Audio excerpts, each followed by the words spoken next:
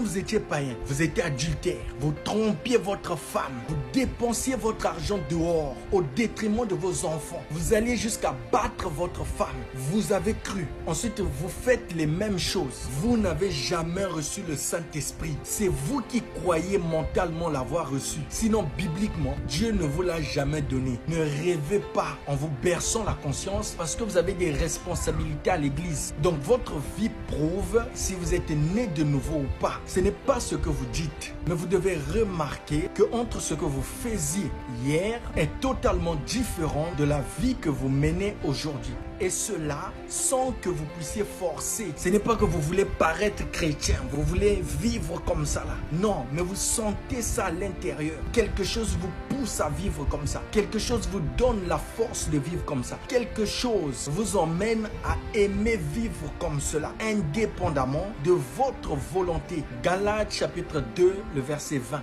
J'ai été crucifié avec Christ et si je vis, ce n'est plus moi qui vis, c'est Christ qui vit en moi. Si je vis maintenant dans la chair, je vis dans la foi au Fils de Dieu qui m'a aimé et qui s'est livré lui-même pour moi. Ça veut dire que Christ vivant en toi ne peut plus porter des vêtements sexy. Christ vivant en toi ne peut plus insulter. Ah, quitte là, regarde sa grosse tête, regarde ses yeux là-bas, regarde-moi son nez. Non, non, non, non, non. Christ en toi fait de toi une nouvelle créature. T'imagines toi-même, Christ assis là, en train d'écouter Fali. Je ne suis pas contre lui, il fait sa musique. Mais toi, tu es chrétien. Tu dis que tu es né de nouveau, que tu es passé de la mort à la vie et que Christ habite en toi. Alors, comment Christ qui vit en toi peut écouter la musique du monde? Comment est-il à l'aise d'écouter Papa Wemba? Christ écoute Dadju. Christ t'emmène à écouter Maître Gims. Et Christ te dit que ces musiques-là sont bien, que ce sont des musiques qui donnent des conseils de la vie. Quand toi-même, tu restes calme et puis tu réfléchis sur ça, Jésus-Christ qui a marché sur la terre peut vivre en toi et ensuite être à l'aise d'écouter Fali.